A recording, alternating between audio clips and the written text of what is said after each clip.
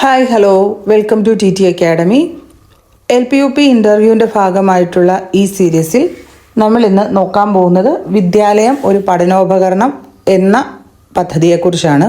അതായത് BALA, building as a learning aid. കഴിഞ്ഞ ക്ലാസ്സിൽ നമ്മൾ ഈ പ്രാവശ്യത്തെ LPUP ഇൻ്റർവ്യൂവിന് ചോദിച്ച ടാലൻറ്റ് ലാബിനെ കുറിച്ചാണ് നമ്മൾ നോക്കിയത്. അപ്പം ഇന്ന് നമ്മൾ ബാലയെക്കുറിച്ചാണ് നോക്കുന്നത്. ബാല ഈ തവണത്തെ LPUP ഇൻ്റർവ്യൂവിൽ ചോദിച്ച ഒരു ചോദ്യമാണ്. അപ്പം വളരെ ഇമ്പോർട്ടൻസോട് കൂടി തന്നെ ഈ ഒരു വീഡിയോ കാണുക. LPUP ഇൻ്റർവ്യൂവിനായിട്ട് പ്രിപ്പയർ ചെയ്യുക.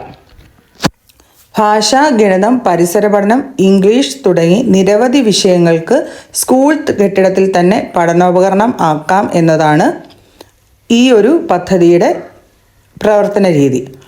അതായത് പണ്ട് നമ്മൾ സ്കൂളിൽ പഠിച്ചുകൊണ്ടിരുന്ന കാലത്ത് വെറുതെ ഉള്ള ബിൽഡിങ്ങുകളായിരുന്നു.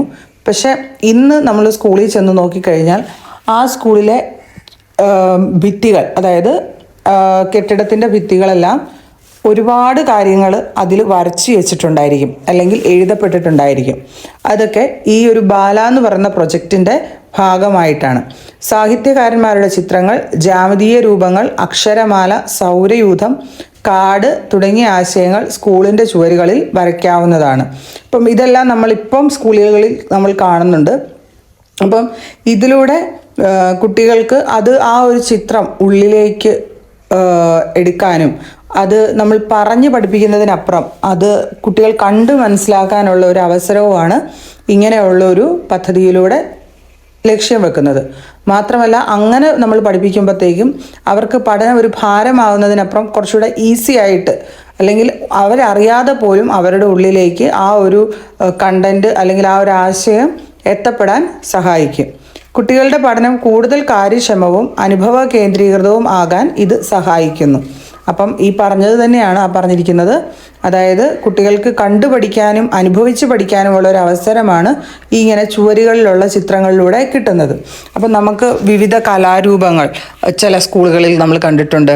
അല്ലെങ്കിൽ ഇംഗ്ലീഷ് അക്ഷരമാല, മലയാള അക്ഷരമാല, പട്ടികകൾ, അല്ലെങ്കിൽ വിവിധ മൃഗങ്ങളുടെ ചിത്രങ്ങൾ, അല്ലെങ്കിൽ കേരളത്തിൻ്റെ മാപ്പ്, ഇന്ത്യയുടെ മാപ്പ് തുടങ്ങിയവയൊക്കെ നമ്മുടെ ചുവരുകളിൽ ഉണ്ടാകുമ്പം പിള്ളേർക്കിപ്പം പെട്ടെന്ന് അത് സ്ഥിരം കണ്ടുകൊണ്ടിരിക്കുന്ന പിള്ളേരെ സംബന്ധിച്ച് കേരളത്തിൻ്റെ ഏത് ഭാഗത്താണ് തിരുവനന്തപുരം എന്ന് ചോദിച്ചു കഴിഞ്ഞാൽ തെക്ക് ഭാഗത്താണ് തിരുവനന്തപുരം എന്ന് ടീച്ചർ പറഞ്ഞു കൊടുത്ത് പഠിപ്പിക്കുന്നതിലും എഫക്റ്റീവ് ആകും.